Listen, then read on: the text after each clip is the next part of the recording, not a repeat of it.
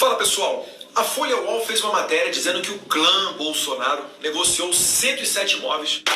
Pessoal, peço desculpa, eu tive que fazer essa inserção agora, o vídeo já está pronto, mas para dizer de uma notícia que saiu ontem à noite, fresquinha, e que vai convergir com tudo isso que eu estou falando. Mas eu vou deixar para o final. Assista esse vídeo de agora, onde eu desmascaro e mostro toda a baixeza da Folha de São Paulo UOL, dentre outras coisas, e no final, Deus é justo, coroa com chave de ouro esse vídeo. Dando a entender que o presidente e seus familiares mais próximos teriam mais de uma centena de apartamentos. Mas será que isso é verdade? Antes de mais nada, vamos lembrar que o Grupo Folha UOL são aqueles que publicam artigos dizendo por que torcem pela morte do presidente. Atacavam o tempo todo Bolsonaro durante a pandemia.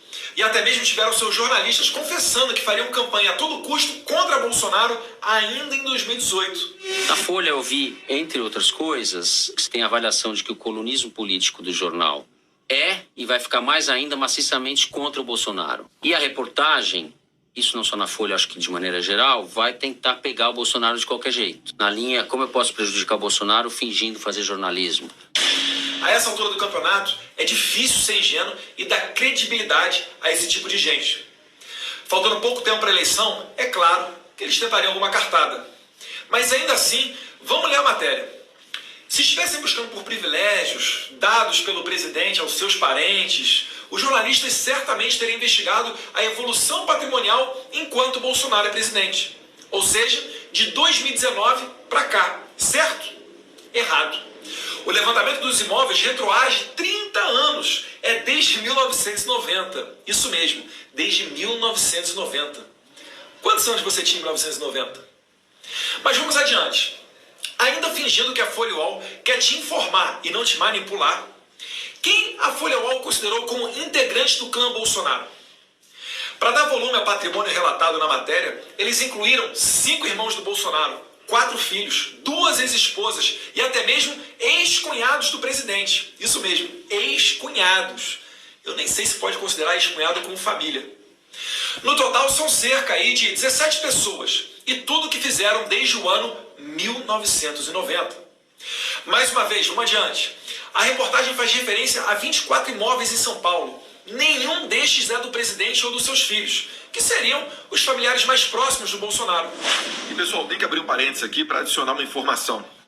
Como se não bastasse ex-mulher, ex-cunhado, a Folha, ela apelou ainda mais. Quando você acha que não tem mais como chegar no fundo do poço, eles vão lá e te mostram que sim, é possível. Eles incluíram nessas contas aí de 107 imóveis, inclusive a falecida mãe do presidente Bolsonaro. A senhora Linda não tem descanso nem depois de morta. Tem que ainda fazer parte de uma matéria dessa. Mas só que quando você vai procurar os detalhes lá na matéria, eles não fazem uma menção nominal a ela. Eles colocam a propriedade dela e sempre falam o bem foi vendido pela família, foi comprado pela família e assim por diante. Mas nada mais você pode esperar dessas pessoas, né, da Folha de São Paulo e da UOL. A maioria é de um ex-cunhado que prosperou no comércio na região do Vale do Ribeira. Para você ter noção, o artigo da Folha UOL chega a computar um terreno de R$ 3.300, onde eles falam compra em dinheiro vivo. Tudo para dar volume ao patrimônio e jogar na conta do presidente. Falando nisso, a matéria faz confusão entre dinheiro espécie e moeda corrente. Tanto que uma associação de notariais do Brasil fez uma nota para esclarecer que moeda corrente é um termo comum, utilizado para fazer menção à moeda usada à época da transação, o que é diferente de dinheiro em espécie ou dinheiro vivo. Não obstante, a matéria dá a entender que 51 imóveis foram comprados com dinheiro vivo, como se 100% das casas tivessem sido pagas no cash. Vamos pegar o meu caso, por exemplo, um apartamento de Copacabana. Quando se fala em apartamento em Copacabana, as pessoas logo imaginam uma baita propriedade na beira da praia, bem bacana. Porém, trata-se de um quarto-sala de 46 metros quadrados, sem vaga na garagem e nem luz do sol batendo no apartamento. Foi comprado em 2011, ou seja, antes da Copa do Mundo e antes das Olimpíadas de 2016 do Rio, que fizeram aumentar o preço dos imóveis lá no Rio de Janeiro. O apartamento custou R$ 160 mil e nem um terço dele foi pago com dinheiro vivo. Tudo totalmente condizente com o meu salário e a Folha UOL só sabe disso por quê? Primeiro, nós não usamos laranjas. E segundo, eu detalhei a forma de pagamento na escritura, declarei no imposto de renda e depois no TSE quando saí candidato em 2014. O curioso é, por qual motivo que eles somente agora estão preocupados com isso? E os jornalistas, muito investigativos, é claro, se esqueceram de dizer que eu e o Jair Bolsonaro já fomos investigados pela PGR devido a imóveis que compramos. Tudo devidamente arquivado. Aí vai ter gente que falar, Eduardo, mas ele é o engavetador-geral da República. No caso da Barra da Tijuca, uma casa comprada pelo Bolsonaro, quem arquivou foi o Janot. Vai chamar o Janot de bolsonarista? E falando em casos arquivados, os superinvestigadores da Folha UOL ignoraram que o caso das rachadinhas do Flávio também foi arquivado. Atocharam mais esse levantamento na matéria. Nós não somos menos gente por sermos filhos do presidente. Apenas queremos que o pau que dá em Chico também dê em Francisco. Só isso. Mas falando em Flávio, que é deputado estadual desde 2003 e tornou-se senador desde 2019, durante boa parte da sua vida investiu no mercado imobiliário, comprando e vendendo apartamentos e salas comerciais na planta, em construção. A cada compra e venda, a Folha considerou mais um imóvel para a conta do clã Bolsonaro. Então se engana quem acha que nós temos a propriedade de mais de uma centena de casas e apartamentos. Boa parte disso foi vendido e não pertencem mais ao clã. O próprio Flávio só tem um imóvel hoje. Ele vendeu tudo que tinha e deu entrada numa casa em Brasília, a famosa mansão. A casa é boa? Com certeza.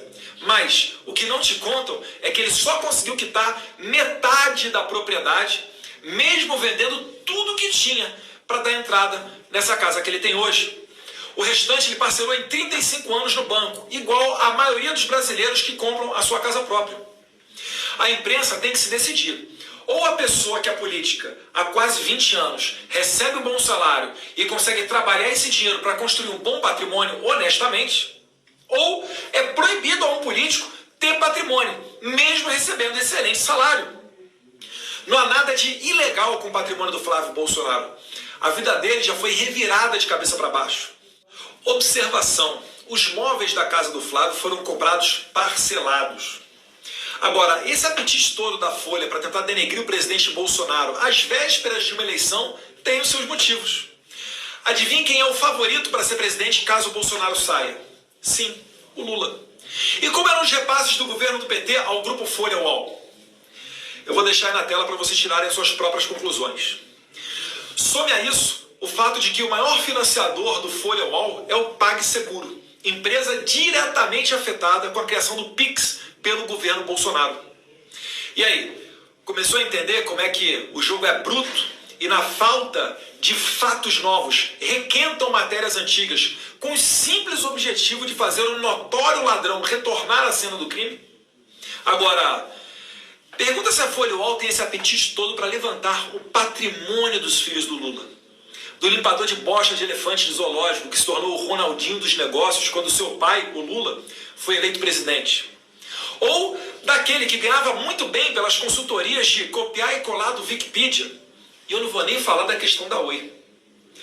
Tá feito o desafio aí para vocês da Folha UOL. Um abraço. Mas antes de acabar o vídeo, tá aí na tela para vocês, notícia fresquinha de ontem à noite. TJDFT manda retirar do ar essa reportagem canalha que requinta matérias antigas. É por isso que o TJDFT retirou, porque ela resgatou um inquérito ilegal, uma investigação que não poderia ter ocorrido contra o meu irmão Flávio Bolsonaro, se utilizaram desses levantamentos para encher linguiça nessa matéria. Fora todas as outras canalices, né? Como eu falei, de levantar patrimônio de uma pessoa falecida, de somar ex-cunhado, ex-mulher e etc. Então tá aí a resposta, esfrega